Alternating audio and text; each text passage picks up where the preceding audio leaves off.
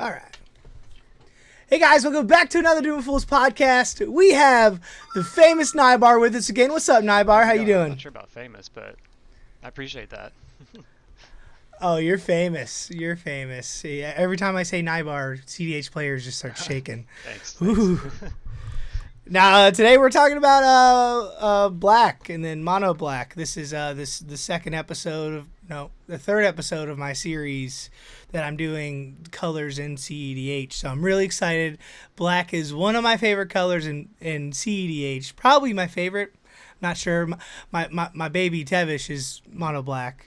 He's a partner. So so let's get into it, man. Why do you like black so much? Oh man. Black is like my crutch color. You know how some people or blues their crutch, they don't play without counter spells and Rhystic Study, and pre-ban people would play without red. Post-ban I think probably switched off red a little bit. But black is my my crutch color. I don't think many people have seen me on a deck that doesn't have the color black in it for the most part, Yeah, I'm probably the same. I think tournaments too. I'm kind of like that. I need to mirror in tournaments for me. Yeah. It's gonna be really hard for me to not play blue or black in a tournament. But I have all type of fringe decks just playing like on spell table or whatever. But no, I agree. Just for me, just to have the tutors. Exactly. So we're not gonna. We'll talk about the best black cards later. Just tutors in general. You can't beat a demonic tutor. It's the most right? A vamp tutor. Of all the tutors in any color. You get any card that you want. Just the three best ones, right? Demonic Tutor, Vamp Tutor, Imperial Seal. It's just like, it's so good. How many non-black decks, let's just say low color Izzet decks or Selesnya decks or mono decks that aren't in black and they have a hard time tutoring for the wins. Like Niv Mizzet was a famous one. It was playing every tutor to get Jewel Lotus or Dockside it could. But, like, they're really bad, right? And if you're playing any tutors in any other color, they force you to reveal what you're getting because it's always something specific, right? It's artifact, enchantment, creature. Yeah. And so when you tutor, people are like, oh, we know what you're going to get if you're playing any of those tutors. But with black, you get an advantage of withholding that information. Besides, like, Enlightened Tutor, I want to say, like, every other tutor is bad. You have like Imperial Recruiter and Spell Seeker, and you have Mystical Tutor. It's like, okay, thank you for telling us what you're doing, unless you're winning right there, or you have to draw it. I wouldn't say every tutor is bad. I mean, tutoring is just the core of CDH, right? You're getting comparing to black. Yeah, exactly. Yeah, like look at Vamp Tutor to Enlightened Tutor. Yeah, Enlightened Tutor goes in every white deck, but you want to talk about the difference, right? Like. Yeah. Personally, so kind of answered why black, but black and CDH, do you think that's the best color, if not the top two best colors for you as a Magic player? I would say, because I think of the colors and like, I think blue and, I think blue is like a mainstay color, right? And then kind of people build around that. I think black is probably the best support color for a deck because of the advantages it lends to each of the different colors because it provides flexibility to that deck.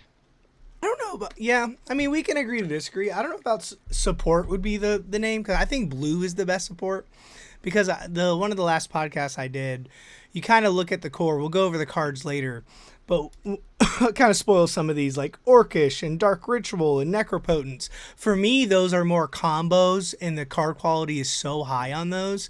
Because you look at blue, right? Blue is support, interaction, card draw. That's support. Besides Thassa's Oracle by itself, right?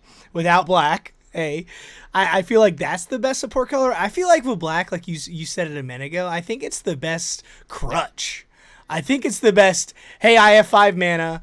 I'm gonna, besides like Gamble in a Breach deck, right? Like Adnaz. Like I feel like black is a good, I just win here. Like, I have a tutor, I win the game here. Right? I think it's the best combo card, but I kind of get what you're saying with support. Like blue black's really good, right?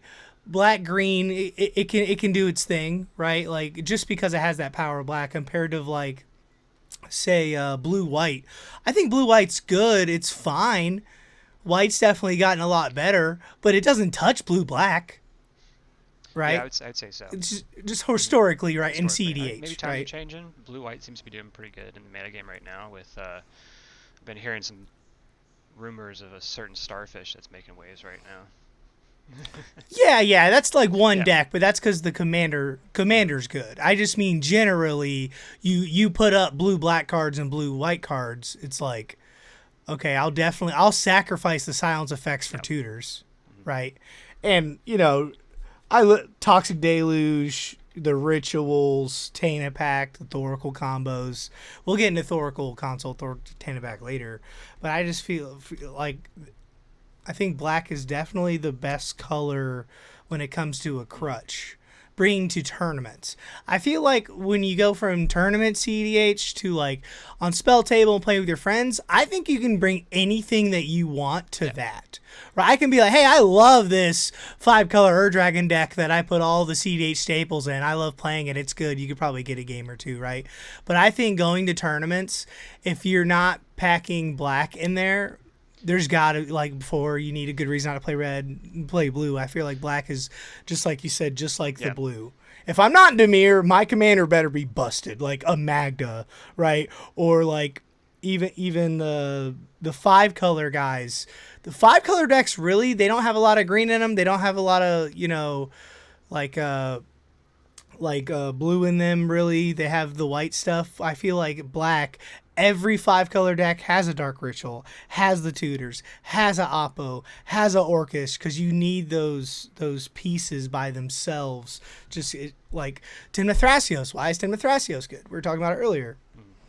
Timna is mainly, like Blue Farm, Timna was a plan, right? Had all the good cards, Timna was the plan. Timna Thrasios, it's how do I get my combos to infinite with Thrasios, or I just Thoracle, right? So Timna's really just for the colors. And I feel like if it white something else, was it white? Sans red. White red, it wouldn't be talked about. It's white black. I feel like that puts Timna just probably the best commander we've ever seen, just because of the colors, right? Yeah, and you hit the nail on the head. Whenever I go to tournaments, I do not feel comfortable taking anything that does not have black in it. That's for me personally. Yeah. No, and I agree with you. I'm the same with blue as well. Like, for me as a player, I don't think my skills are there yet. No, I'm with you. I just feel like for me, if say I bring like you're really good at Timna Kadama, Tevish Kadama, you're really good at the deck decks like that. For me with blue, I feel irresponsible, right? Like, I hate going to a tournament. Like at the Boyle, I was on Timna Malcolm, a very interactive deck. And I'm looking at my other two opponents with this non-blue deck, and they were going off, right? Feeding me cards and stuff, like Rock Size or whatever. And I'm looking at them like, guys, Mag, do you have anything?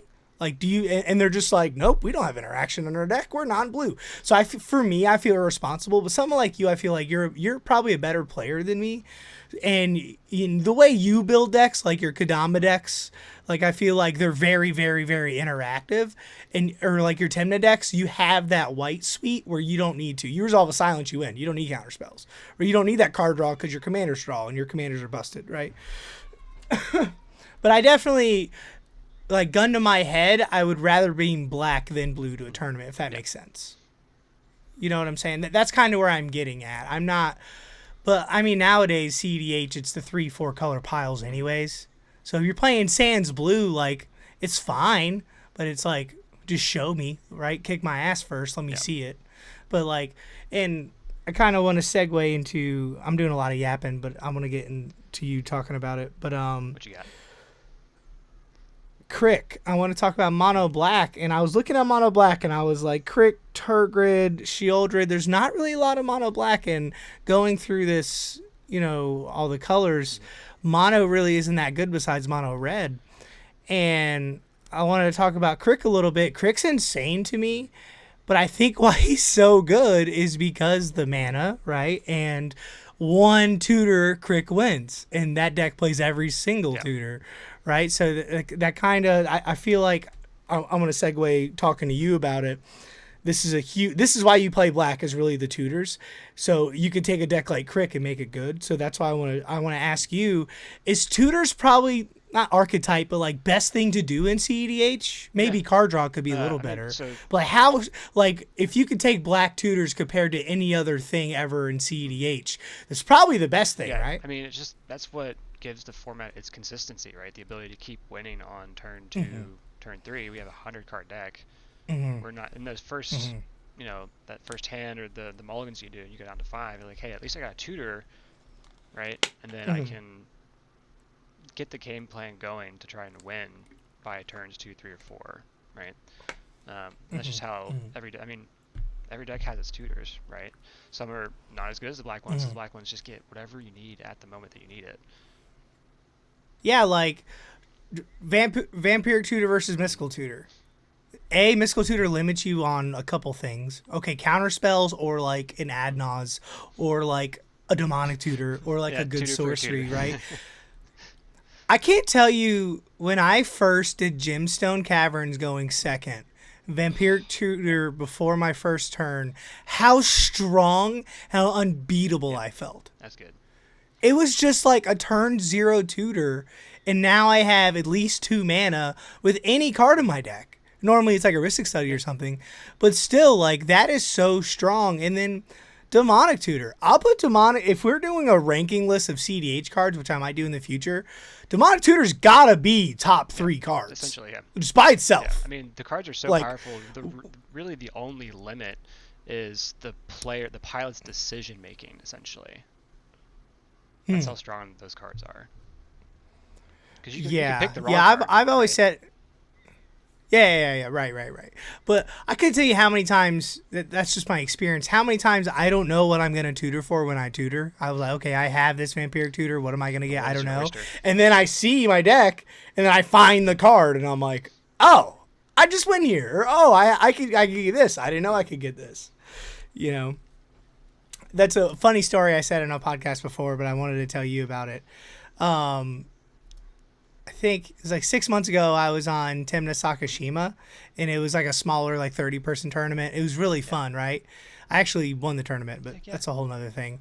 So there's a game where I had a mystical tutor, and I know the guy had interaction, and I was like, hey man, it was like Magda, Najila, like Rogsai, I think it was. And I was like, hey man, let this mystical tutor resolve. I'm going to get this Toxic Deluge in my deck. And I just built the deck like the day before. I was like, let me grab this Toxic Deluge because we're dead, right? We need to bar life. He's like, you know what? Cool, got it. I searched my deck for 5 minutes. I didn't put Toxic Deluge in the deck. Man. And I felt bad because he let it resolve because I told him what I'm getting. And I literally gave him my deck and we couldn't find it. And I was like, fuck, what do I get now? And it's just so funny because it's a mystical tutor, right?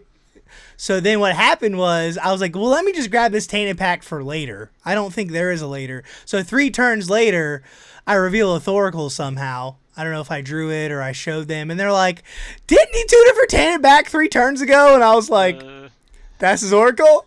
I accidentally won because I really wanted to get Toxic Deluge at that point. But we ended up not winning. But that's just the difference of Vampiric Tutor. I don't have to say anything. Right? Mystical Tutor, I have to be like, hey, guy, I was talking to the guy who won the Boyle on a podcast. I don't know if you watched it. And he was talking about that, too. He was like, or no, was it? No, I'm sorry. It was a Zika podcast. I talked to the 2 guys at Top 16 the Boyle. And he was like, he put a mystical tutor on the stack, and the guy had interaction. And he was like, okay, I know you have counter spells for his mystical tutor and the spell I get. So let's talk about it. Can I get this? They're like, no, I'm countering that. Can I get this? No, I'm countering that. Okay, what about Wheel of Fortune? You know what? All I have is interaction in my hands. You tutor for Wheel of Fortune. So he's like, okay, cool. So he mystical tutored Wheel of Fortune, and then won the game. He was like, Vampiric Tutor, like... Yeah, that's a bit of a downside because you don't have to reveal the card, and so that becomes a much harder political tool at the table to try and have it go your way because, you don't have to show the card. You can reveal it if it's like that serious. Yeah, if you have a force of will, bro, I'll show you what I'm getting. I'm not getting the win, right? If you have to. So let's kind of talk about the strengths and weaknesses of black. We talked about the tutors. What do you think the weaknesses are? Well, there's several. Black as a standalone color basically has no stack interaction. So that's where it kind of loses out to things like blue and red, where they have the counter spells or the the deflecting swats and that sort of thing. Black has what? Imp's Mischief. It's a 2 mana like. Change Yeah, target or you something. lose life because of it. And you get to pay mana. It's not free. So yeah, on the stack interaction, it's really lacking there. And you don't have a I really think good way.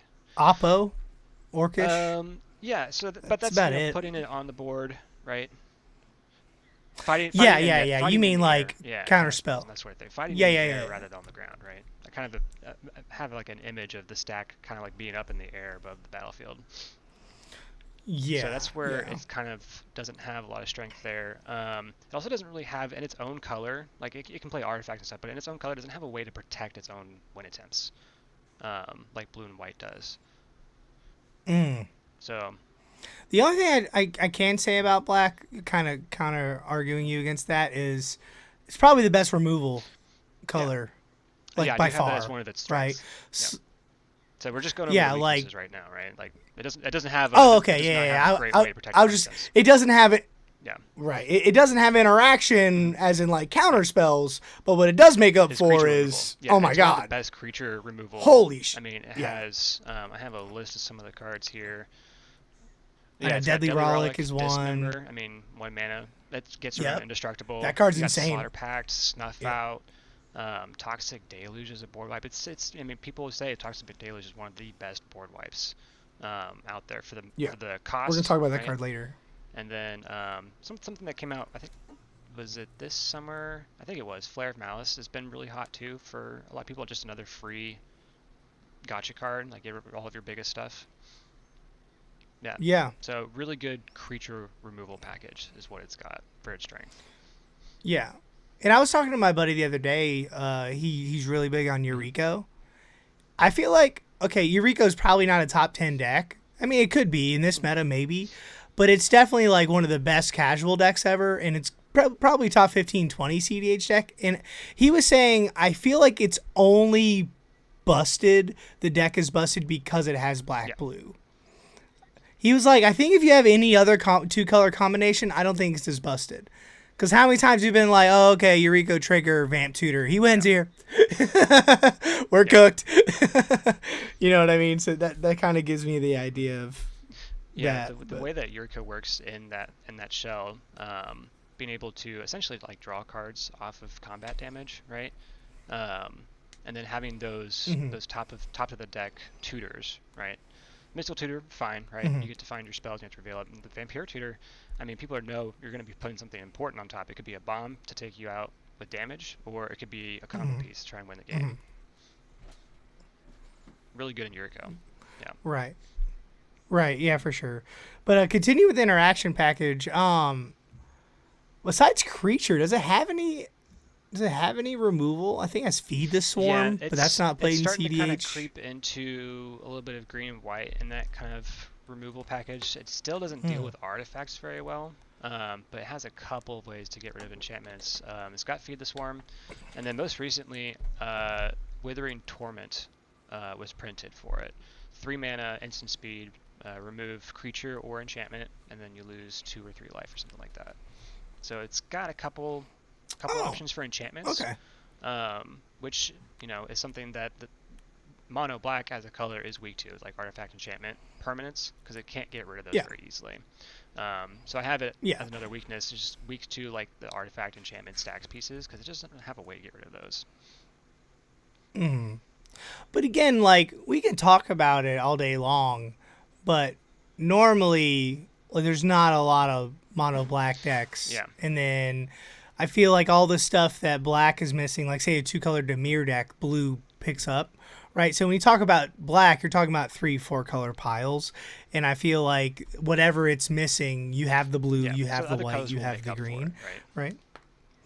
Yeah, so that's how I want to get into. Did you have any other strength and weaknesses? I wanted to get about your decks. So weaknesses, I think I pretty much covered. Yeah, virtually has no stack interaction. Doesn't have a way in its own colors to protect win attempts, and then it's weak to. I want to say, like generally, if you're talking about the monocolor, I know we're probably mixing the color with other colors, right, to make up for those disadvantages. But in the color itself, just weak to artifact and enchantment permanents. Yeah. Yeah, Rishik Studies. Yeah. And that's fine. Again, we're not playing mono black. Like if you're a dedicated Crick pilot, good for you, bro. I'm good. Like, Yeah. I'm bored. As much as I love black as the color, I do not play mono black decks. I have made some casual ones in the past. I've done like a Villas and a Crick casually. Yeah, Shieldred's Shieldred's really pretty fun to fun play. too. Yeah. Um, Like, casual Shieldred is a yeah. blast. And I think I've done Yeah. braids, the new braids as well. It's fun. Yeah, It's got yeah, card advantage on yeah. it too, which I thought was really cool for black because it doesn't have like a ton of like what blue has. It has lots of draw, but like black has some of that, but not a whole lot. So let's talk about that. What black decks do you play? Yeah. Um, Besides what I mentioned, mhm. Timna, right? So yeah, black is my crutch color. I don't really play monocolor decks, but I've this past year I've kind of limited myself as like a strategy to get better as a player. So I've been playing two color decks, um, and it started with piloting Gyruda. You and I Gyruda pilots, and that's like the first deck. I Die, love that baby. deck so much. But Oh, that's the deck that I finally got to see some tournament results with after playing with it for almost a year. And then after that, I was like, cool, I'm gonna move on to something else. And then I found Rakdos the Muscle, so I played red black. Did that, and I found a lot of success with that deck. Made a couple of top 16s and top 4s with Rakdos the Muscle. Um, that and deck's insane. then the bans hit. I was gonna keep playing Rakdos until the bans hit because I was having so much fun with that deck, and Dockside was just insane with it. It's still not It's bad. still not bad, and people are still putting up I, results with it. I've been cooked by it. Yeah. In fact, wasn't in the boil there was a Rakdos the Muscle, or was that something else? Oh, it Yeah, cooked. like it was like a six No, place or it something. cooked a lot of people. Yeah, it was. I think going into top 16, it was second or That's third. crazy. It Yeah, cooked that surprised everybody, me. and then Tim But Thrasios post just ban outvalued Rakdos the it in the Muscle top. doing that kind of work really surprised me. Well, it's the one pilot, like the main dude. But no, I've been on the TTB server. I played against that Rakdos guy a couple times, and Nice. he's cooked Okay. us. Like the deck's still viable Yeah. for sure, but it's definitely a tier lower. Yeah, a good 100%. pilot can get it somewhere.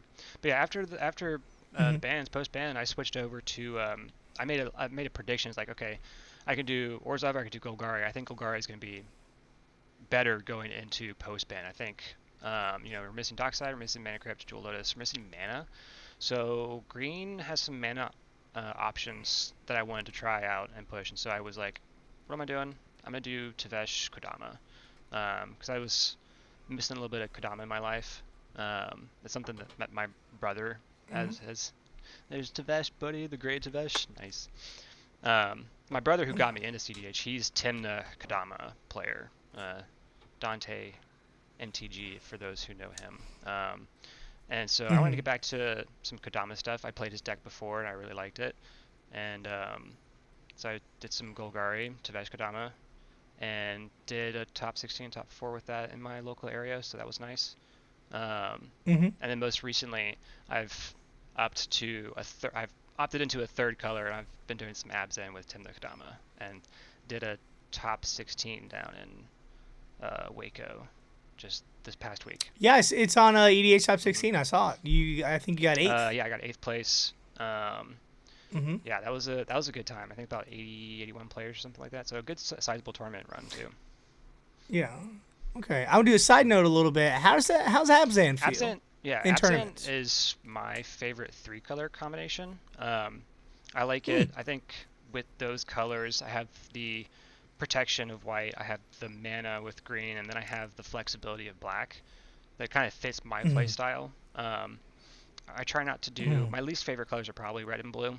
And I like Garuda, and I do enjoy getting the chance to play with counter spells and Aristic Study and Mystic. But it's just not really how I like to play. And so I do have a very different kind of Dimir deck that kind of reflects that. Right. Yeah. Gyruda isn't a Dimir deck. It's really a creature. Gyruda's creature Gyruda. combo deck in Dimir, which is cool. I tell people all the time with that deck, dude, I win with Gyruda's shenanigans way more than I win with Oracle. Like, when you win with Oracle, it's Devotion 30, and that's a blast. The win is still, it still ends up being Thoracle, but like Thoracle ETB, and it's like, oh yeah, I have 20 cards in my library, but I have 30 or 40 worth of devotion on the board. Like, okay. Yeah. People, oh, he could just untap and win. He's in Dimir. It's not that easy. I'm in Gyruda. I played 30 clones. Trust me. Yeah, so that's my that's kind of my repertoire at the moment. Those are the 4 decks that I have that have gotten me tournament results, and I feel pretty solid on all of them, except for post-ban Rakdos. I do need to hop on that train again and see what I can do with it to get some results with it post-ban. Yeah. I feel like with that deck, I did one of those Money Mondays, and that deck won because we didn't know what the deck was capable of. So I feel like it's one of those decks, the more it gets popular, maybe the worse it gets. Because once you figure out, you can... But right now, I still think it's a good spot. I think you can cook people 100%. Because, like, okay, I have interaction. Oh, that's fine. I can just keep going and keep going and keep going. It can keep going through interaction, which is kind of crazy. Right. Right, but if we know, we can be like, oh, okay, I'm not letting you resolve this thing, or like the set, like I think he had a Phyrexian altar, or the other one that you get colorless, and whenever that guy dies, it comes back. Yeah. So we had interaction, right? We had interaction, but we didn't know that's where to interact. So 10 minutes later, it's too late. He's like, interact all you want. I'm here. Yep, right? Like he got rid of his Rakdos, got rid of this, countered this, and he was still a going, and it was like it churns like crazy. But yeah, it just has. I think with I mean, it's commander focused, and once you realize it's commander focused, that's kind of the weakness of the deck. Also, just drain. It's Magistrate. Well, I feel like any commander over 5 mana is insanely hard to pull off, and if you want to play commander Citric 5 mana or more, like. I feel like Omnixilis is like the perfect 4 mana commander. Like it's all about Omnixilis, but it's 4 mana and it's fine. 5 or more mana, like the Tivits, Atraxes, the you need a kind of different game plan for those higher cost mana. You need to have an early game plan without your commander. Correct, and that's a lot harder to do because how many games like the Thrasios decks and the Kennen decks win because it's like, okay, remove my commander, 4 mana. Okay, Rograk, okay, he comes back. Like it's so easy to get the Fierce Guardianships online earlier. For me, like the deck's easier to pilot, but when you play something big, like okay, I'm playing Gyruda, I'm gonna play the lawn game here. Okay, you got to make sure that you can do that, right? So I did want to, for another second, I want to talk about Kadama and Tevesh, right? When people, Tevesh Krom was my main deck before ban, people were like, oh my god, 10 mana in the command zone. Never came up. Never was an issue. Post-ban, maybe. So with Tevesh Kadama, did you go to Timnit Kadama because Abzan is just better and because it's like you have more like card draw? I'm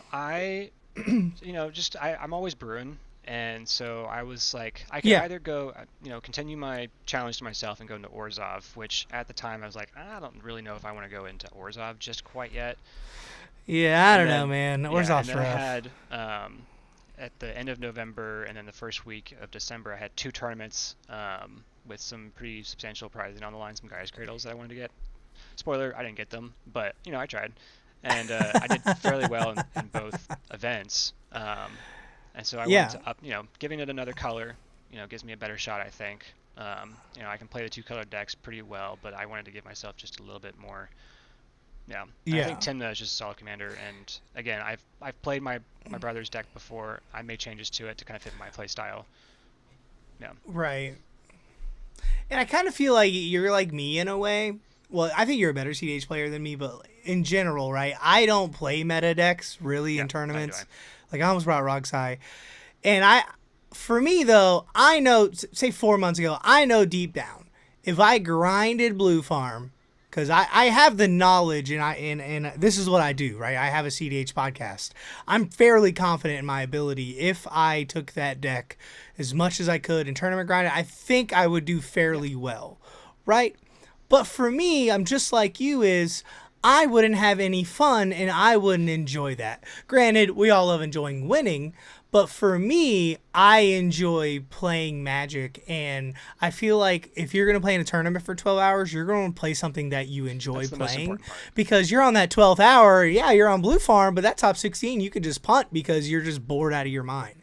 I played a game last night. I was playing Tevis Thrasios last night. I haven't played online in probably a month since the boil, and I love Tevis Thrasios. That's like my first CDH deck, but I was bored out of my mind because I had a bad mulligan, and people were doing stuff, and I wasn't doing anything, and the deck's not that interactive, and I was just like, I want to play something that I enjoy, not just playing because that's your baby, right? I want to play it because I enjoy it and I like being interactive, and that's my play style. So I feel like me and you are kind of the same. Like, if you played Timna Thrasios, you would probably win a tournament. Like, if you're getting a top 8 with, no offense to the Abzan, right? Imagine if you were like top 3 deck. I think you'd be insane. But on the other corner is, I feel like you could probably win a tournament because you're dedicated to this deck and because you enjoy playing the archetype. It's really about enjoying what you're playing. And of course, winning is important. I mean, that's why we're doing this. So I'm not out there trying to play like unplayable decks in these tournaments. I'm playing something because I do believe in it. It does have the capability and it does have strengths, and I'm able to utilize those strengths as a player, as a pilot. But you are winning, yeah, and you're the underdog.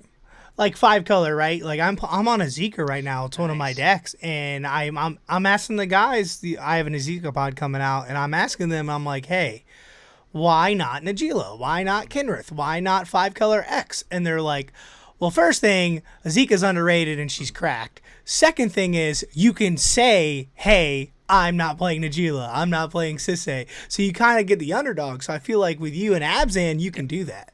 Hey, guys, I'm playing this Fringe deck. It's not even that good. Worry about that guy. And then, oh shit, he's got a Protein Hulk in his graveyard. Yeah, exactly. Yeah. There's definitely some moments in tournaments where I do take advantage of that. I'm like, hey, like I'm on Golgari. Like blue farm's after me. Like, do you want to use your interaction on me, or do you want to use it on blue farm? They can win more easily, right? So there's stuff that you can do with that, right? And that's an upside. Post-ban for sure. I feel like before post-ban, Abzan was a little rough because it was like, you're not in the best colors, right? Yeah, pre-ban. Yeah, that's what I meant. You're not in red, blue before ban. Now it's like, okay, you have a good reason why you're not on blue. A, because of what you just said, and B, like how your commanders interact and all the other stuff. You don't need blue in a sense. That deck I played against fucking Timna Ganama. That deck is so interactive. Yeah, it's surprisingly that deck's crazy, and don't let them pop off either. Interactive for the color that it's in. 100%. Yeah, 100%. So before I'm going to do a top 10 list of the best black cards in my opinion, and I'm going to have Nybar kind of rate them and talk about them. Before we do that, was there any other thing with black you want to talk about? Which I learned black's the most flexible color. It's a really flexible color. I mean, I have some notes here, but I'm down to go over your top 10 list and see. I mean, I didn't make a top 10 list, but I do have a lot of cards listed just in case we went over some stuff. Was one thing that I do think that I did not mention. Did we talk about strengths of black yet?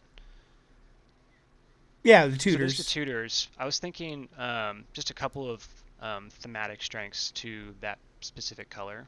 I think, in my personal opinion, it's probably the best turbo support and also best graveyard support color. Yep.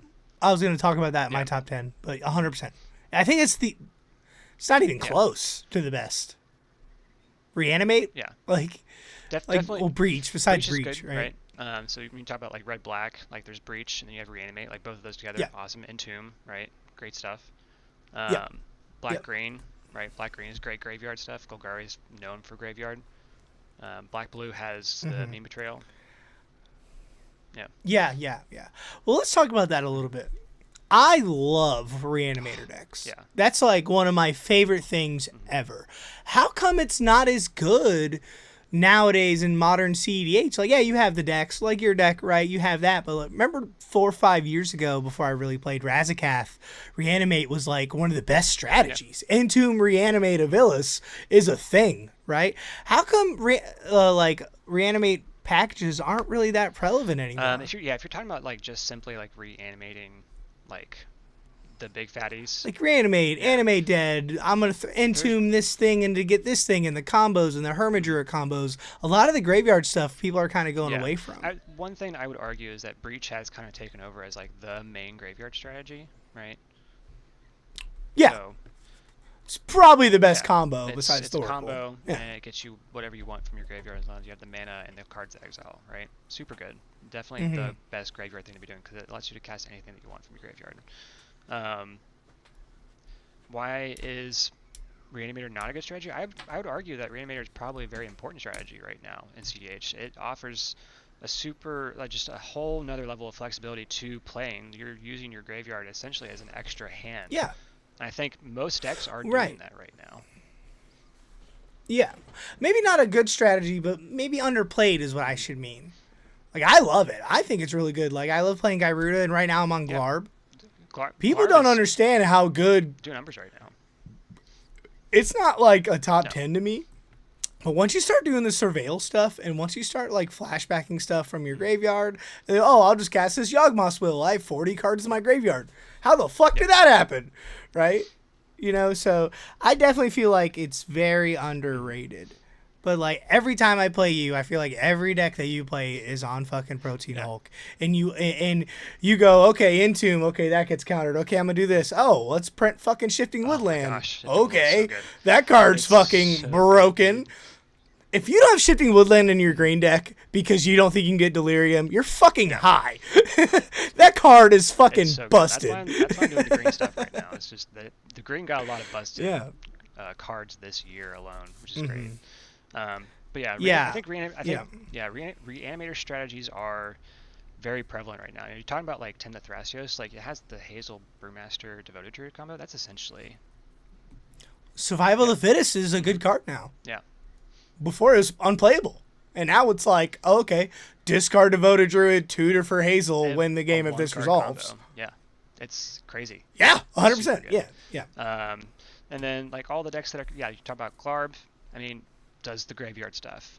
Master of Keys, I think was kind of pretty hot when it first came out. Hasn't seen the numbers, but like again, another Reanimator strategy. You do the Animate Dead on Dude, Advil, that deck. right? Super good. Right. Talk about Master Keys for a second. I think that's a deck, and people are sleeping on I it. think people just need some This guy- devoted pilots to it to kind of get it working. Yeah.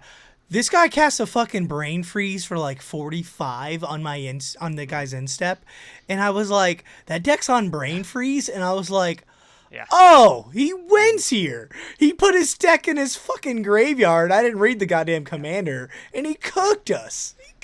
It's a cool strategy. insane. Yeah. Yeah. Mm-hmm. I got you. So yeah, I'm trying to think of anything else. Yeah, I feel like they for some reason, keep printing broken black cards, and we'll get into it. Yeah. Like, spoiler alert, my number one rhymes with Lorkish Bowmaster. Yeah. We'll get into that later, but I don't know why, before I get into that, I did want to talk about this. Black as a color, just in Magic / casual, I feel like we don't really play a lot of 60 card, right? But like the Thoughtseize effects are fucking I don't play a lot of 60 card, my brothers do. Thoughtseize effects are like the best thing you can do in any 60 card. And then in casual alone, I feel like the black cards like the Lilianas, all the the black Planeswalkers, like like say I like doing this with this, talk about every color. Say we're gonna add a color, or we're just gonna Magic in general is like, you know what, we're not doing 5 colors anymore, let's cut a color. And I feel like no one on this planet that knows what they're doing would ever cut black. I feel like black is one of the most essential colors in Magic, just throughout the board. And that's what I wanted to talk about today. Every casual game I've played, it's like, oh, that guy plays a broken black combo, or that guy has this, right? You have Thorkel's a trash card, right? Demonic Consultation fucking sucks. Together, it's the most efficient combo in our game, right? Tainted Pack, I think, is a CDH staple, but we'll get into that later. So I just want people, if you're afraid to play black, or you've never really played black, and then you're getting a CDH, like once you resolve a Demonic Tutor or a Hazel or early Dark Ritual Necropotence, you're going to understand the strength. And I think, you probably quote me on this, I think black is probably top 2 color in CDH. and you have to fight me. I'll give blue maybe number one, but if you start going, okay, Ristic Study, Mr. Kimura, okay, what else? All right, my Demonic Tutor, my Vamp Tutor, those two can fight. Okay, now let's start going down the line. And then it's like, then you start to understand, which I'm about to get into the list. You're going to start to understand, oh, black's broken, and no one looks at it, right? No one goes, oh, look at this color, look at that color, this color. But then if you take any 4-color pile with black in it, all those cards are in the same deck. It was funny, one more thing I wanted to say. So I was making Rogsai Reel for the Boyle post-ban because I thought that was going to be the best deck, which I was wrong. Thank God I didn't take it. But I was comparing it to a deck. No, it was opposite. Okay, so I was blowing up Rogsai for Malcolm Timna. That's what you brought. Because Rogsai was trash. So what I did was, as I was like, okay, well, I want to make it real, obviously. So what I did on Moxfield, I compared my Rogsai list to my Malcolm Timna list to see how many real cards I have. It had 53 of the same cards. You're talking Esper Control to Rogsai, the fastest deck in the format, Grixis. So you had 53 cards that were the same, right? And then you look at it, I think 12 of those were black cards that go in almost every deck. You're calling the weeks, Bowl, Citadel, yada, yada, yada. And that's when I started to realize, oh, black's broken. Like, holy shit, right? Or it's like every deck, you're talking Grixis, I want all the rituals, I want all the tutors. Esper, oh, I want all the tutors, I want all of this, I want all of this. Every deck is doing that. And it's once you start seeing the list of these cards and you start to, I'm not gonna leave without this Orcish. I'm not leaving without this Oppo. Like, Toxic Deluge, the best board wipe in the game. When you start talking about like just the number of staple cards in each color, I think black might have most colors beat, and just the sheer number of staple cards that you can include. Yeah. Right. Yeah.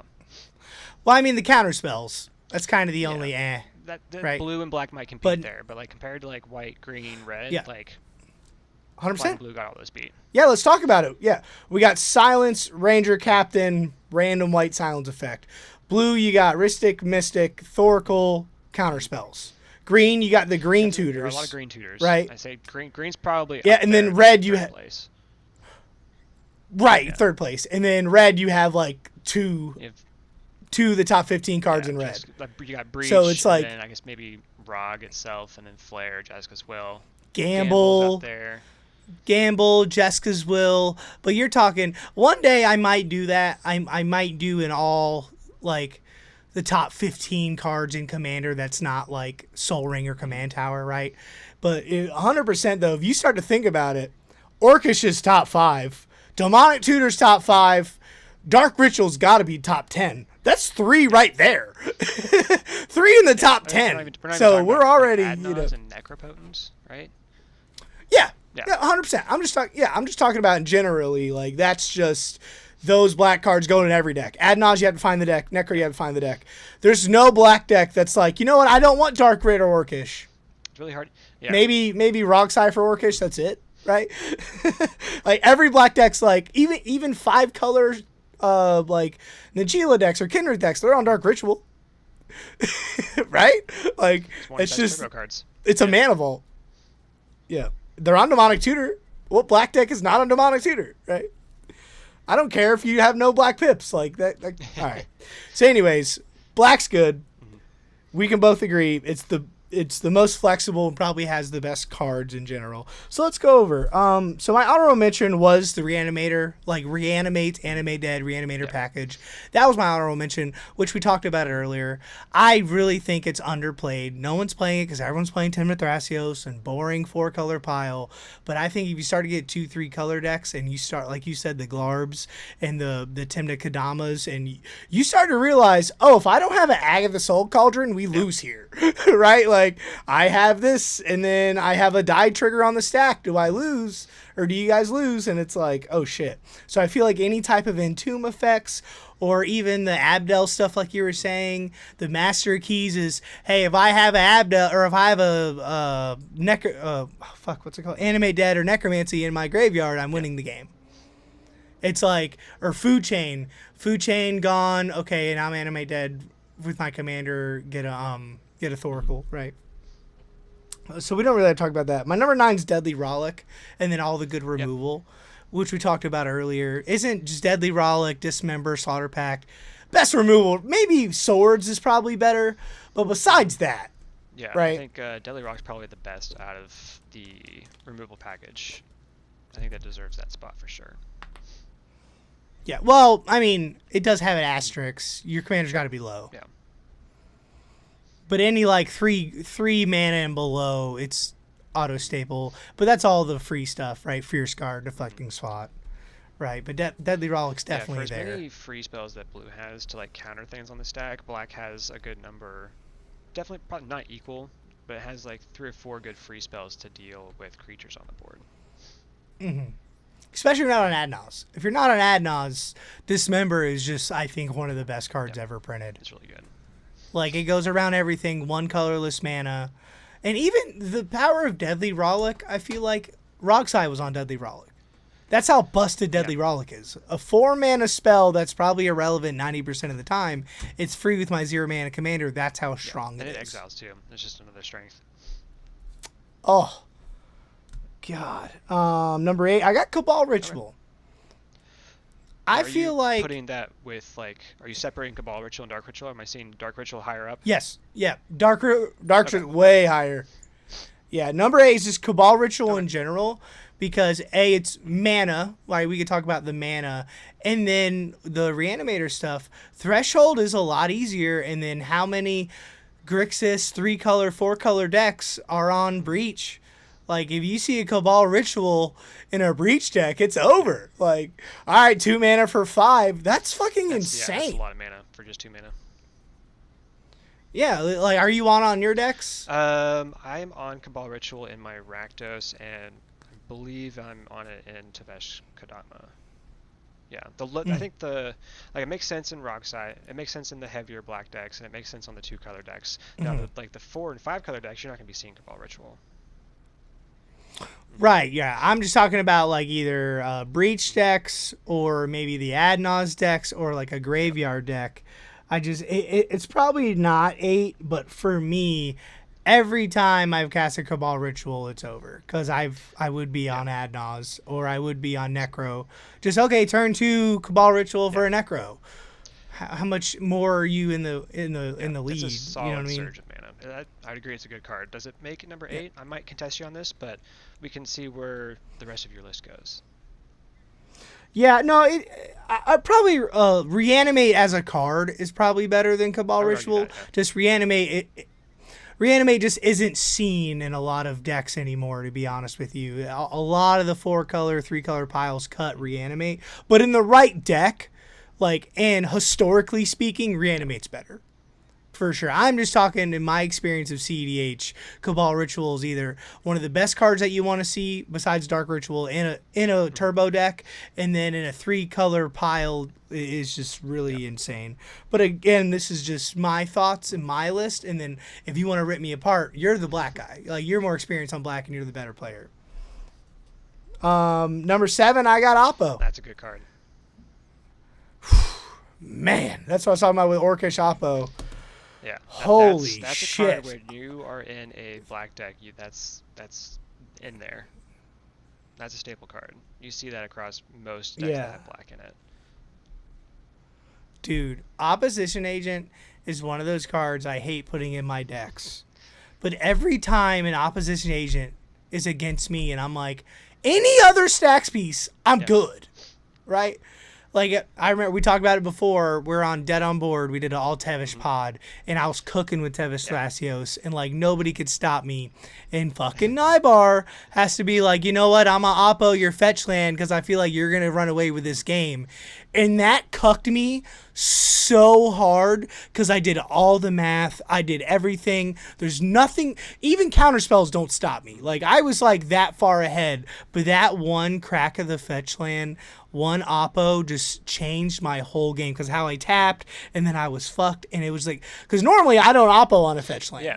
Which that's a good control piece, but that was the best. That's when I knew Nybar was a good player, when he fucking sniped that out. And Also, why he did it, he looked at my hand, and he was correct. He was like, oh, let me see his hand. And then we talked about it after the game. He's like, man, I'm glad I did the oppo because I saw that you were going for it. And now I knew because that next turn cycle, he went for it and he won because he knew I didn't have any interaction. Yeah. Because there's Tevish Rog and then Tevish Grom. They didn't have any interaction. So there's that flexibility, right, that I was talking about earlier, where, yes, oppo is good as like a hate bear, right, like a gotcha moment, interaction. But it also has that you can choose who you want to target to see their hand and get more information that way. And that game, you were the player that was the most ahead, the most likely to win. And so I wanted to know what was going on with you. 100%. Yeah, and I had interaction, but it was like niche interaction, and you weren't sure. But the second you saw my hand, the second I passed turn, you're like, this is my window. Clear. He does. I think I had like a force of negation or something, and all your stuff was creature combos. And you didn't know. And you were like, well, I was thinking of not going for it because I didn't know, because I had like 11 cards in my hand. I don't remember what. I don't know how to Seaborn Muse out. I had like a One Ring. I had something out where I was drawing a bunch of cards. I think I had a 6 out that got like countered or whatever, but I just remember like that was the best play. And I couldn't tell you how many times like in Tim and Malcolm, I'll oppo a fetch land just to see the guy's hand. Hey, you're the threat. Let me see what's going on. Right? 100%. That card's fucking insane. Nuts. If you're not an oppo, you better be the fastest deck in the format. Because oppo, even Sisse plays oppo. Right? Even 5-color decks play it just because it's that good. Yeah, you have to have a really good reason to not play it in the deck that has black in it. Yep, 100%. Toxic Deluge, we talked about it earlier. Hell yeah. Yep, the best board wipe. Not even close. Get that damn out of here. Get that bullshit out my face. I don't even care if you're on Adnaz. 3 life, Toxic Deluge.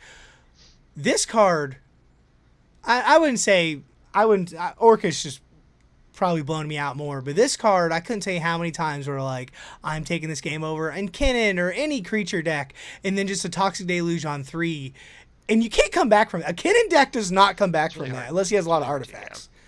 Yeah, like Najila decks, Sisse decks, they don't come back from a Toxic Deluge on 3, and that's how flexible the card is. Yeah, it's super flexible, right? I just want to note on that. So you, like Tivit plays it because you can do, oh hey, I have my Tivit on board, I want to kill it, I'm going to pay 4 or 5 life into it. Kill everything else, leave Tivit on board, right? Yeah. There's that flexibility and that choice that you can make with the card. It's going to be a board wipe, and then you can make it better for you and worse for your opponents on the spot. I'm even on it on Malcolm Timna, because if I'm not doing my thing, right, I want a board wipe. Also, Dr. Deluge on 1 is really good as well. How many tokens? How many Forbidden Orchards? How many Thralls? How many 1/1 Warriors? How many of that? Or, hey, I'm going to nuke my commanders, even though they're 2 or 3 toughness. But that guy, like the Rog Thrasios, is an insane all deck. The dorks that are That's out a there, creature deck, mana, right? just like, nope, goodbye, dorks. There goes all your mana. Yeah, so even on 1, or if you have to nuke your own board to stay alive, I feel like, dude, I'm glad you said it. That's probably going to be the name of this podcast. Black is definitely the most flexible. Or you just don't cast the Toxic Deluge, and it's fine. You have it as a backup. I will say, personal preference, there's only one deck that I do play it in, and that's going to be Gyruda, because it makes sense to play in Gyruda. I have my 6/6s, and they're not going to die to it very easily, so if there's something annoying on the board, I can play that Toxic Deluge. But, and then... We're on Timna's and Tevish's. Yeah, so my Timna Kodama and my Tevesh Kodama, those are creature decks, and normally I'm the one with the most creatures on board. I don't want to be doing the Toxic Deluge, right? So that's where it makes sense not to play it, and instead do 100%. Just the single target removal. Yeah, 100%. But even like for me and like Tim and Malcolm, it's definitely like on the cusp of getting removed, because like I play a lot of removal in that deck. But for me, it's won me probably 2 games by itself, because A, getting in, and B, hey, there's a Dranith out, and I haven't been able to do my whole deck, my whole game plan is get my commanders out. So it's just like, oh, you got an early Dranith. Let me turn for this Toxic, reset the board, and then play my commanders. It's that flexible. So I would definitely look at it for Timna Kodama. But I understand, though. Like, I get it. Like, a lot of times, it's going to hurt you more. I just want to touch on that point you made where yeah, like turn 4 or 5 when you have a bit more mana and you want to reset the board in your favor, it's only 3 mana, right? It's not Cyclonic Rift where you're having to spend 7 mana and then the next person gets to rebuild before you. You get to start rebuilding. Or if it gets countered. Or if it gets countered, you still have mana left over to do it's stuff. not the big deal. Right, that's why it's so strong. It only costs 3 mana and then some life, which is a resource. 100%. 100%. And like even like Eureka decks are like really good now. And I feel like, you know, this is the saying from the beginning of Magic: no one plays enough removal. Yeah. This is removal. It's good removal. This is a flexible board wipe. This is, you know what, or let's politic. I'll leave your commander. I'll leave your 5/5. That's fine, but I'm gonna wipe everything else. And you know what I'm saying, like a lot of Kennen decks, you wipe 3 of their dorks, they're cooked, right? You do this to a Sisei deck, and they're just gonna stare at you like, damn, Toxic Dailies for 6 fucking hurt. You know what I mean? Flexibility. Let's talk about this card. Is probably one of the best cards post ban. Necropotence. Yeah. Maybe not post ban, but post like Modern Horizons 3, post Born Upon a Wind, Valley Floodcaller, and then and then Lord of the Rings. Bloom, of course, like accelerate that even more. I'm surprised you have Necropotence down so low. I wasn't expecting this, but interested to see what you have at 4 and above. But yeah, Necropotence, super strong card. Well, it's at 5 for me only because it doesn't go in every black deck. Fair. I don't play it. People are crazy. I don't play it in the Esper control decks. That's just wild to me. I don't play it in Malcolm Timna. I don't play it in any deck I'm not on Adnaz, right? Because for me, it's definitely a turbo card. But I understand where like Blue Farm plays it. Like Tim Fassi doesn't play it, right? But I understand where Blue Farm plays it because it's 3 mana. I have 4 mana left over. I'm definitely getting my Valley Floodcaller, Born Upon a Wind, and winning, right? My Final Fortunes. I get that. But for Necro, I don't think it goes in every deck 100%. And that's why it's at 5. It's definitely a turbo or turbo slanted card for sure. And so, Yeah. Well, name all your decks. None of your decks are on Necro. Yeah, None of your black decks, Necro, right? Yeah. That's what I'm saying. But that doesn't mean Necro's not busted. And it's not the best it's ever been. Right, like and just Roxai in general. When I played Roxai, that was the card I looked for. Fuck Adnaz, fuck Dockside, fuck any other card on the planet. Necro was the card because if I can go Darkrit Necro, Cabal Necro, turn 2 Necro, okay, I'll take 10. That's fine. Turn 1, turn 2 Necro, take 10. Everyone, I'm the threat. Yada yada yada. That's the name of the game. No interaction. Okay, next turn I'm taking 25. I drew 35 cards. It's on my end step. There's no way I'm losing, right? Now Necro Dominance, I feel like, isn't as good as everyone thought it was. That card fucking sucks unless it's the late game. Unless you're at 35 life, you have mana left over, but Necro Dominance is not Necropotence. And also, I want to talk about Necropotence. I learned a couple rules about it. Like, I don't know. You probably know this. I'll shortcut it. But pretty much, like, say someone does a silence on a Necropotence. Cleanup step. So, Yep, I didn't know this till I played Roxai. I didn't know this for 3 years. So, okay, so what happens is you go to clean up, you discard a card, Necro triggers. Well, once the trigger's on the stack, you get out of that, you go back to your end step. So all end of turn effects are gone, like a silence. And I was like, oh my god, this card is fucking busted. And that's the difference of Necro Dominance doesn't have that. It doesn't have those but Necropotence does. Yeah, it's a replacement effect on Necrodom. So effectively, it is just a much worse Necropotence, unfortunately. Yeah. Also, why Necropotence is busted, and I didn't realize this until I played Roxai, it's a trigger. So if you're Born Upon a Wind, you can still do your Breach line because it's a trigger. Because LED is it's a mana ability, so you crack it for 3 whatever, and then you're responding to all those cards, say 30 cards from Necropotence, all those cards hitting the graveyard. You're responding to all those triggers, but they're in your graveyard now. And you have the mana. You're responding to all those, and then you just win on top of that. And you just hold priority with Born Upon a Wind. How that works, whenever you go to discard, you discard them all at the same time, and then each trigger resolves individually. Okay, cool. Correct. I wasn't sure about that. So what happened was on Born Upon a Wind, you're like, okay, crack it, 3 black. You can't respond there, right? That's a mana ability. 3 black, they all hit the graveyard. Okay, Necro's going to be like, boop, boop, boop, boop, boop. I have 30 triggers. Okay, I'm responding to all those triggers. Okay, I'm going to cast Gamble. I'm going to do this. Okay, I'm going to respond to LED hitting the graveyard. I'm going to cast LED again with Born Upon a Wind. It's like really fucking busted, and it's won me a few games. And that's why it's at number 5. It probably could be number 3, but again, it's like Adnaz. It doesn't go in every black deck. Like, we have 5 decks together that Necro's not in. But the one deck I do have, like, I have a Zika, Necro's one of the best cards in it. Yeah, I mean, a lot of the top decks are just on Necro because it's so good. Yeah, but again. It's like, why are you on that card? You know, Blue Farm's Control. It's like, yeah, but Necro turn 4, the Final Fortune in my hand, I win the game.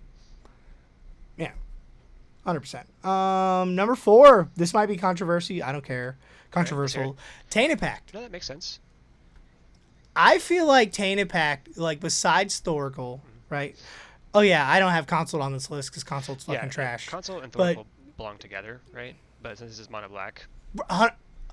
100%.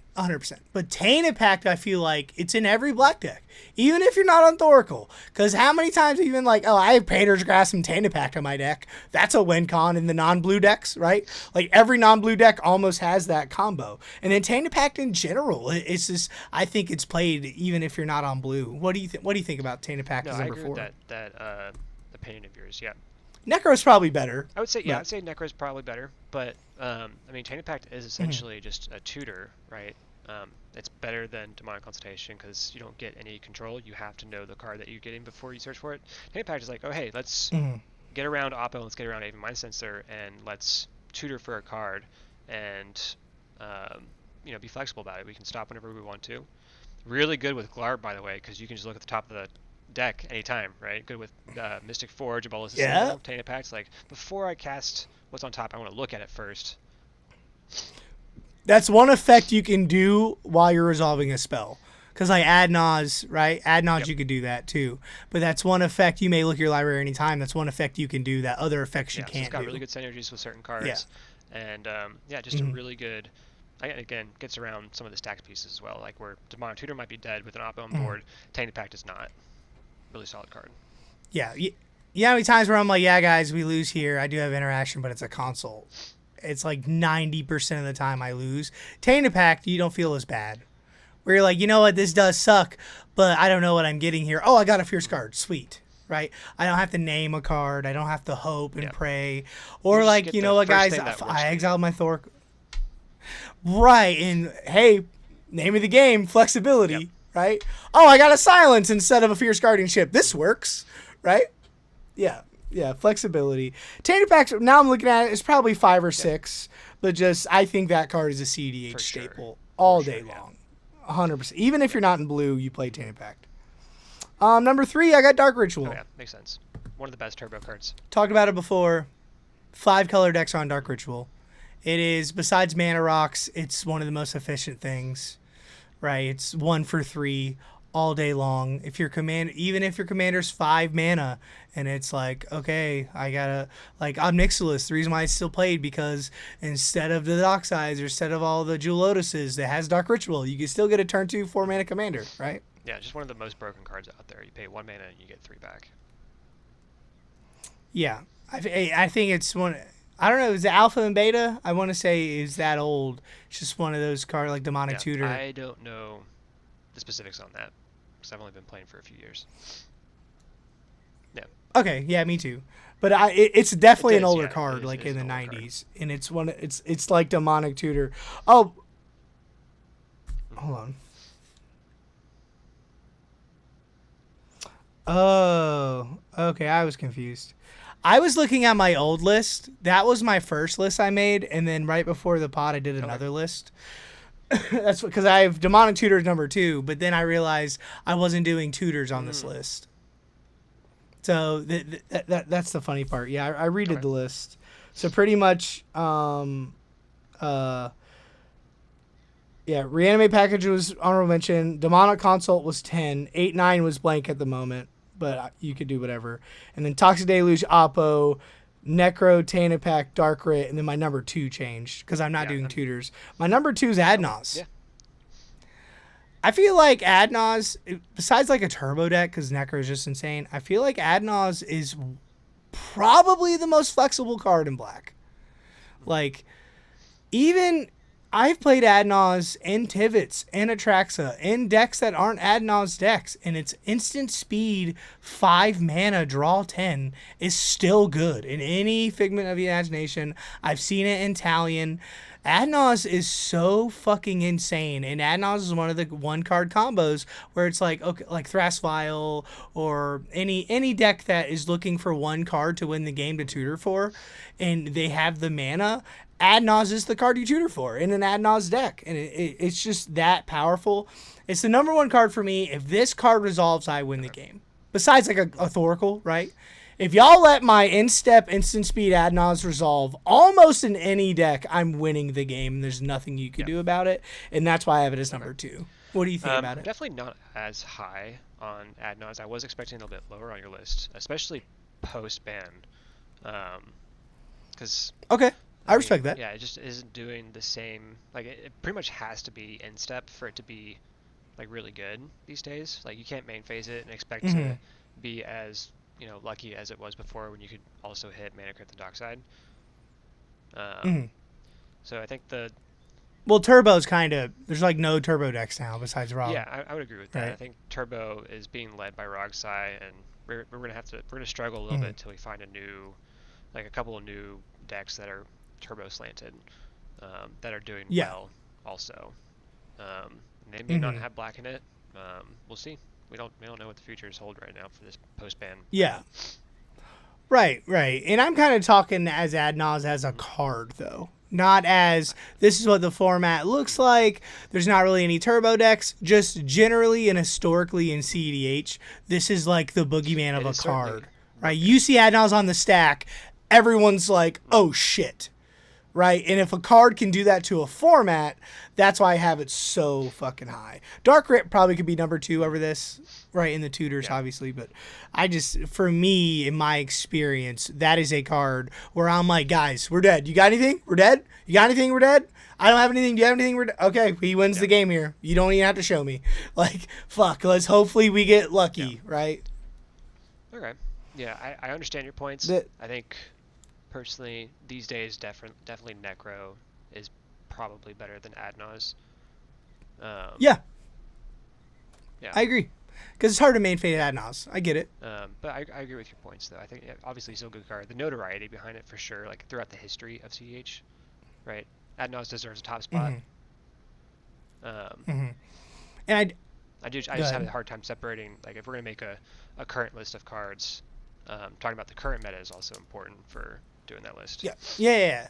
No, you're right. 100%. Like, this is just a list I threw together because I wanted, like, these are probably the top 10 most impactful cards I wanted to talk about. So you can, hey, me as a black player, me as a good CDH player, this is what I think. Like, I don't think that Adnaz is out of any top 10 black lists that don't have tutors in it, just because the impact of Adnaz. Remember Peer into the Abyss a year ago? That was almost in every black deck, right? And then Deflecting Swat and Flare Duplication shit on that card. Basically, overnight, what was it, Punt City 2? Yep. What's his name won? Bosch and Roll 1 because of Deflecting Swat on a Peer. It was Connor on Jund. I don't remember. It was like I don't remember. Maybe? It was a Jund deck. And they peered, and then it got Deflecting Swat, and like that, Peer was just like cut. I didn't hardly ever see that ever again. And then Flare Duplication? Flare Duplication, just Go ahead. Cash your deflecting, change the target spell, right? So Peer's like extra dead. It's too risky. 100%. It's too much mana. So if it was a 7 mana, I draw half my deck, I'm cool. With a target, it's like, if I'm spending 7 mana to get blown out so easily, like, I'm good. Right? Like, with Adnaz, it's worse than countering Adnaz, somebody commandeering an Adnaz. And you're like, fuck. But people aren't playing around Commandeer because it's not as widely played, right? Right. Or Flare Education. Or, Deflecting Swat and Flare are more right. widely played. And because of that, Peer just doesn't seem to play it. If it didn't have the target clause on it, it'd probably see more play because of, like, hoarding Broodlord lines, right? Because that just gets it and casts it with Saw and a half. 100%, for sure. But instead, there's the risk of agree. you getting blown out and then also just giving the game to that player. Yeah. And that's just, the I win buttons, right? Hey, 7 mana, I win if the spell resolves. Right? But again, it's sorcery, one of the easiest spells to counter with anything besides like instant, right? But I agree, like spell pierce, miscast, you name it. It's like, oh fuck, I'm out, right? Pretty much. So that was I agree. So number one, good. Sorry, I was just gonna say number 2 is Adnons. Let's see what your number 1 is. Oh yeah, it's Orcish. Yeah. Okay. Makes sense. I think pre-ban, Orcish and Rhystic Study were number 1 and number 2. And then post-ban, I think Rhystic Study and Orcish are number 1 and number 2. Orcish Bowmaster by himself takes over games. And if you're not in black, I would be terrified. Right? Like, green got a lot better. A lot of people stopped playing archetypes because of this card. A lot of people stopped playing the green mana dorks because of this card. Now they kind of went back on that because a lot of the green decks are on black. Right? Okay, I have my own Bowmaster. Okay, cool. I'm going to copy your Bowmaster. Now I have a Bowmaster. This card single-handedly takes over games. I couldn't tell you how many games we try to remove it and they counter it, or that got removed. I'm going to get it back, and then I'm going to do this, and then now I have a 2020 army, and then I hit you with it, and then I wheel, and then I do this. This card by itself has been, like, I think besides Opposition Agent, because remember, I don't know if you remember when Opposition Agent that became a thing. People were like, oh my god, this is the most broken thing ever. Why are you playing this card? Orcish Bowmaster put his dick on the table to Oppo. Pretty much, yeah. Like, this, it made wheels better, it made green worse, it made, like, remember before Orcish, all the crazy green decks like Rocco and the Selesnya decks and the Stax decks and Oppo. Yeah, and then Oppo's just like, oh, no, I don't care about any of your Stax pieces, your Winota. Orcish Bowmaster single-handedly destroyed Winota. Pretty much, yeah. Right? So, like, deck, they were struggling for a long time. Not only because it was creature-based, but it was creature mid-range, where people were drawing cards, and then Bowmaster would just paint everything down. You lose your creatures. And I feel like, it's one of those cards like Rhystic Study where I'm getting, say you're the green deck, right?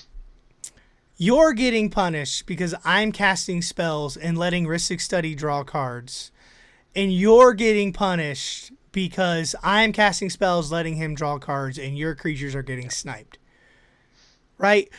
That's just, for me, it's not. I love powerful cards as much as the next guy. Orcish, besides Rhystic Study, is the most bannable card, and it still will be, just because A, it makes for bad play patterns, and B, like, I understand like Dranis and Oppos, it doesn't feel good, and it's good to have a card like that, but when it changes the whole game, it almost made green unplayable before the ban. I would argue this. Right. I do agree with your sentiment. This is definitely just, the wording could have been so much better for it, where it does actually punish the player that's drawing the cards.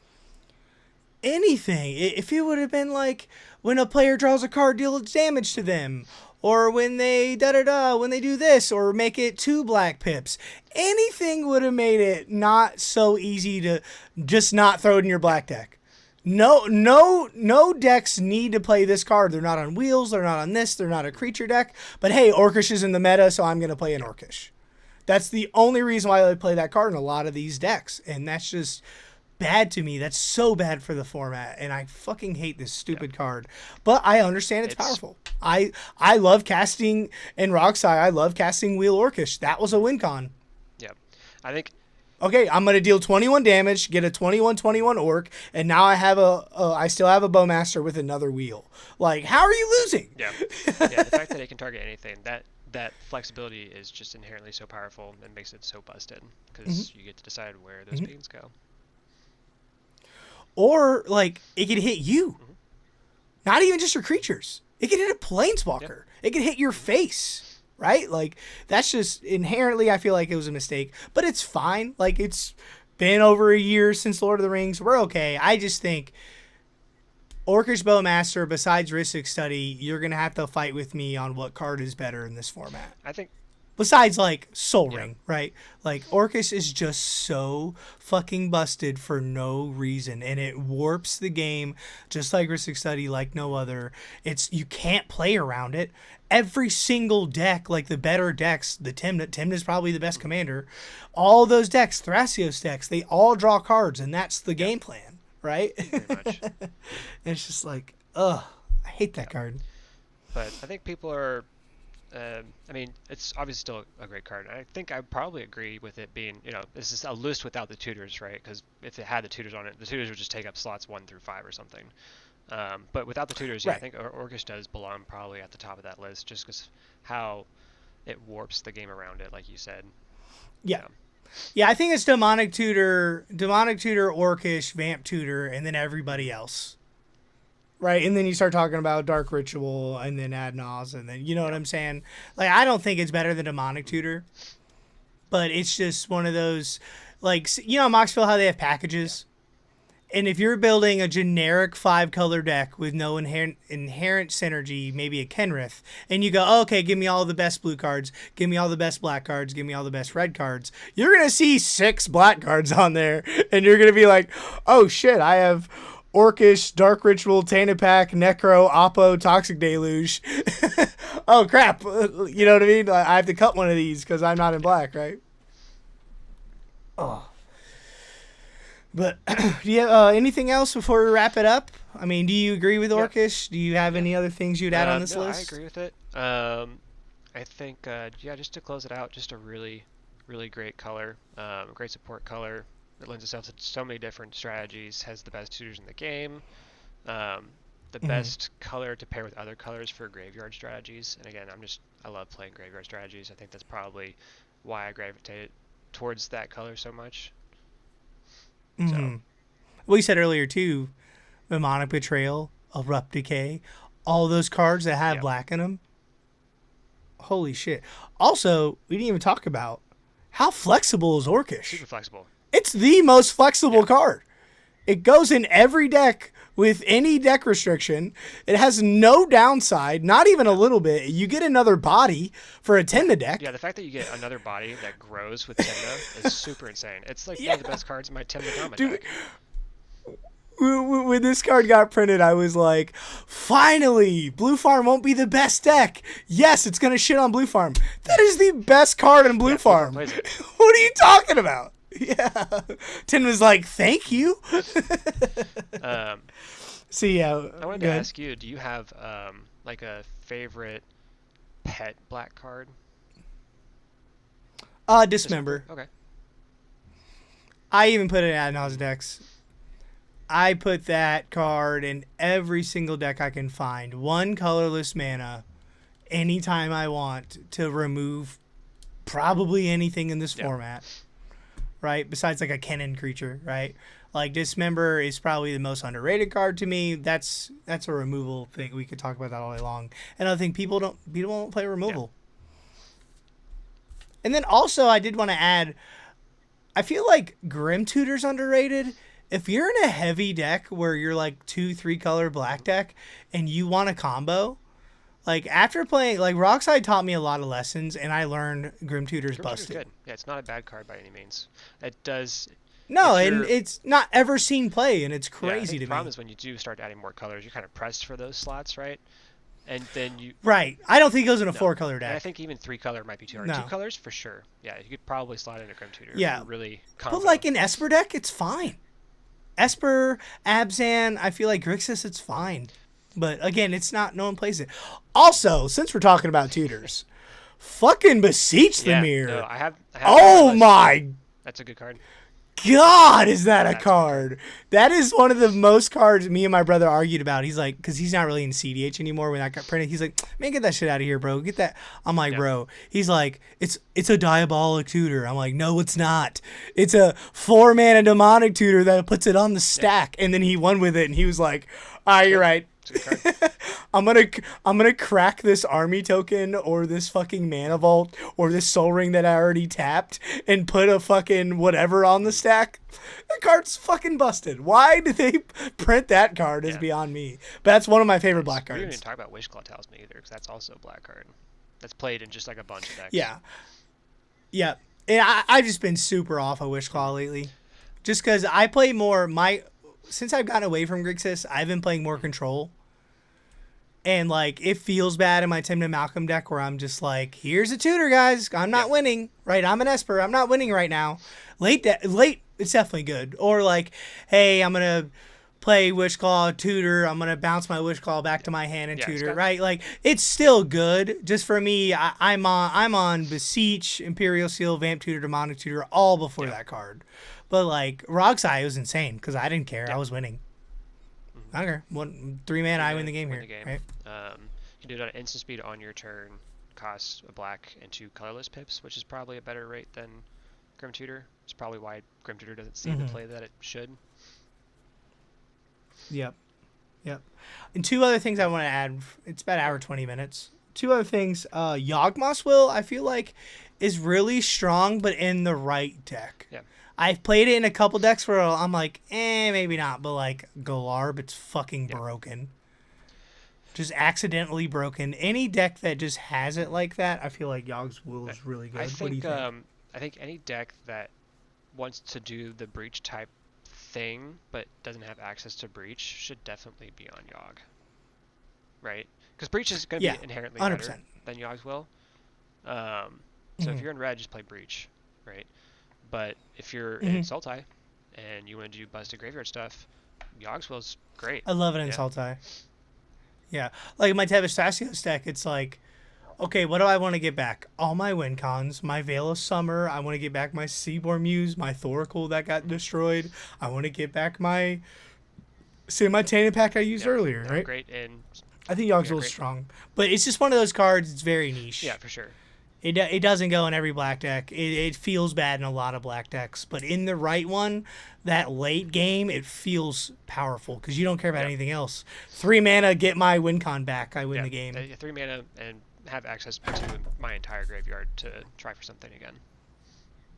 Yeah, especially a graveyard deck. I feel like building a graveyard deck now. I feel like it's just one of those underrated things. Like imagine in your Abzan deck with Protein Hulk stuff, and you're just like, Yogg's Will, I definitely win. Right? Kind of the problem with like the creature loops that you need recurrent access to the graveyard. If you have to exile it when it hits the graveyard, it's not that good. So I don't play it in Abzan or Golgari for that reason. Right. Well, that's what I was gonna add. That's like a niche thing. But like, just say Golgari, if you're not on Protein Hulk stuff, like a lot of the main win cons is the Witherbloom line. So it's like if that gets stopped, right? Like stuff like that for sure. Maybe not Protein Hulk decks because you're right, because you have a lot of like loops and Viscers here. And you have a lot of crazy shit. But like Sultai or the other Abzan decks, I can't remember that one deck.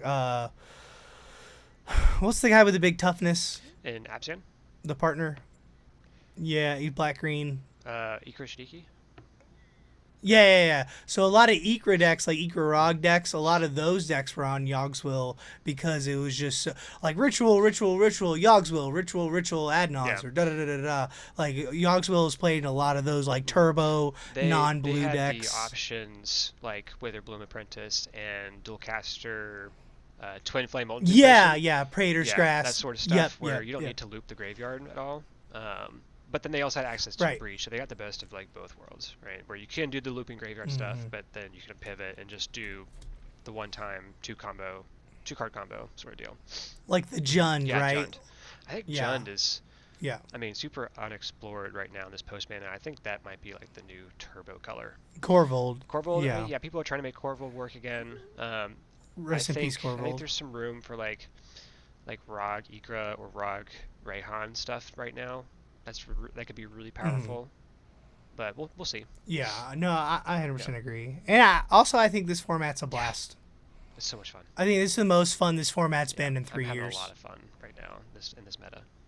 Like, people don't scoff at me when I bring Glarb to the table. They're like, oh, it's Glarb. Before, they'd be like, what the fuck are you doing? You know what I mean? Yeah. Now it's like, that's the name of my deck. Did Glarb just win? Somebody said that to me. I was like, yeah, I just won. Hell yeah.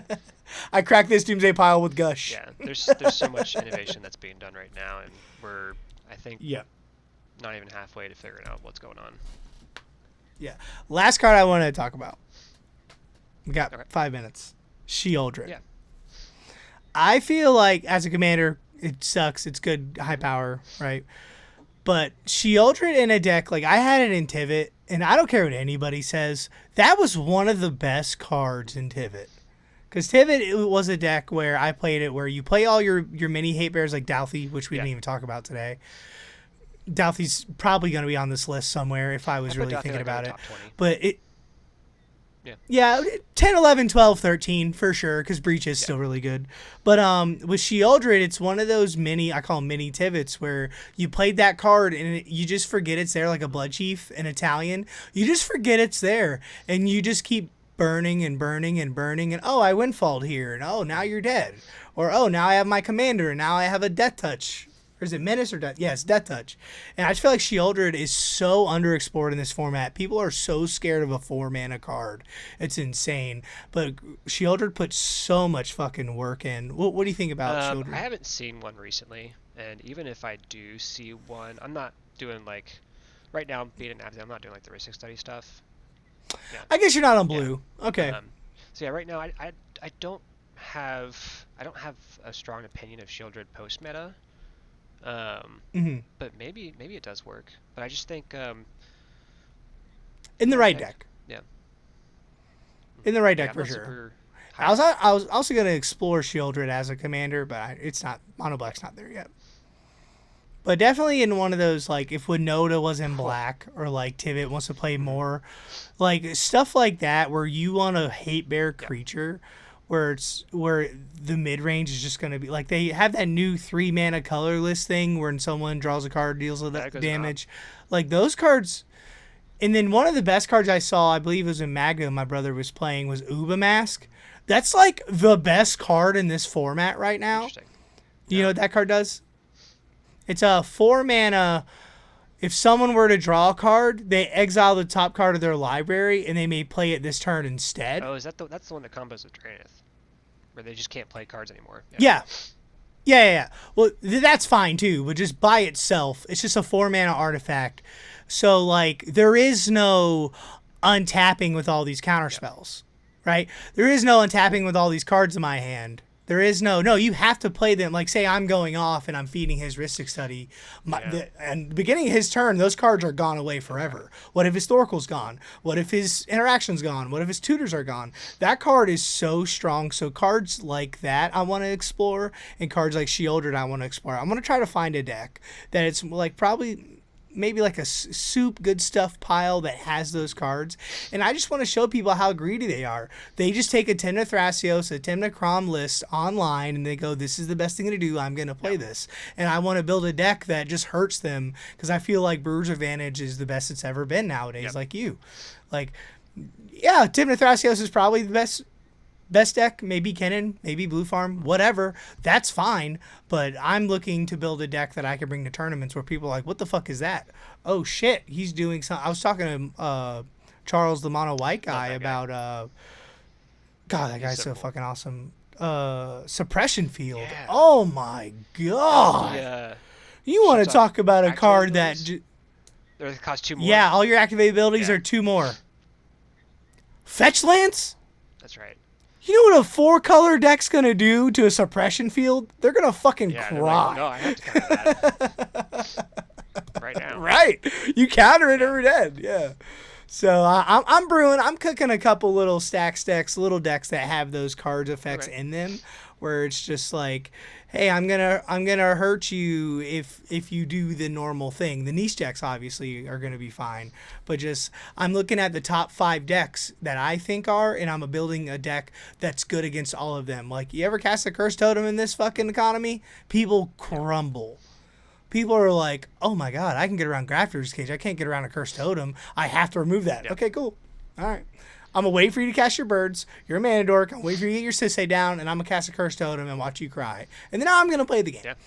That's I'm going to play the Suppression Totem, because that does affect everyone, including yourself. I am on Drana and Vala, though, as like another effect like that. That card's really strong. Pretty good. But like Malcolm Tymna, the only activate ability I have is Ranger Captain. That makes sense, yeah. That's it. Okay, and you have I'm cool. Multiple silence effects to replace that if you need to. 100%. Or, like, I just don't play it. Or if I am playing Cursed Totem, like, you know what I mean? Like, I'm not looking for a Ranger Captain. Like, the games I'm casting Cursed...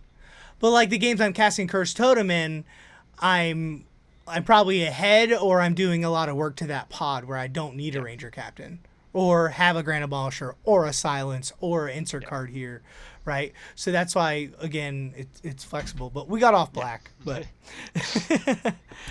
anyways, that's the pod. Thanks for everybody watching. Black is probably top 2 color. Definitely most flexible. 100%. Spoiler alert. Most flexible card. It's going to be in the title of this video. Or most flexible color. I didn't realize how flexible it was until I started talking to Nybar. Yeah, so we got Orcish, Adnoz, Darkrit, Tainapac, Necro, Oppo, Toxic Deluge, Douthy Voidwalker, Cabal Ritual, fucking all the tutors, Deadly Rollick, the best fucking it just removal. Keeps getting more stuff too. Like we just got Hazel's Brewmaster. Forgot to talk about that card. Another card that I think we need to watch out for is I had it here. The it's Abyssal something or another. Abyssal Harvester. I don't know if you saw that in Foundations. What's that do? 1 and 2 black for Demon, Warlock, 3/2. Tap, exile target creature from a graveyard that was put there this turn. Create a token that's a copy of it, except as a nightmare, in addition to its other types, and then exile other nightmare tokens. Just like put it out there, and then whenever you want to snipe a creature from a graveyard, whenever it dies, you just bring it back into play. What's the name of it? Abyssal Harvester. Abyssal Harvester? I think that's going to see some play. Yeah, I'll look it up later. Also, another card I wanted to add. I know I'm getting off, but the new Rev. Yeah, oh my gosh, I didn't even talk about Rev. That card in my Tim to Malcolm deck is a fucking house. 4 mana. When a creature deals combat damage, I create a treasure. When one or more creatures, and then they exile the top like a Praetor's Grasp, and I may play them till the end of the game. And then it's face down, and no one sees it. That card is Oh, and you give one of your creatures Death Touch. So something's getting through. You're getting a treasure, and you're getting a card for whatever creature connects. You connect with 3 players, 3 treasures, 3 cards. In Tim to Malcolm? It's so good. And then I'm getting a treasure, and I'm drawing cards. That's so much advantage. That card's great. Yeah, black is one of those colors. Black and blue are those colors that are just like a Sisay commander, where it's only gonna get better. They're always gonna print legends. They're always gonna print good blue-black cards. It's just that's kind of the thing is, the free cycle that the Flare Malice, Flare Duplication. The white one, and then you had the green one, Flare of Cultivation, where it's like, right. So the blue-black one's really good, and then the green one's like, oh, this fucking sucks. Yeah, it was like the blue and red ones are like top tier. Black one was pretty good. White one so-so. Green one basically doesn't see any play at all. Trash. Yeah, 100%. And that's just the way of Magic. They love blue-black. And that's fine. I'm here for it. I'm a Doomir player. I love Gyruda. It's really sad because I would have enjoyed having like a green flare that's basically like another Crop Rot. Sack a green creature, get a land into play. Like that wouldn't have been too crazy. Right. I agree. The problem is green in other formats are busted. Right. But I mean, green got way better post-ban. But anyways, that's the podcast. We appreciate it, Nybar. Have me on.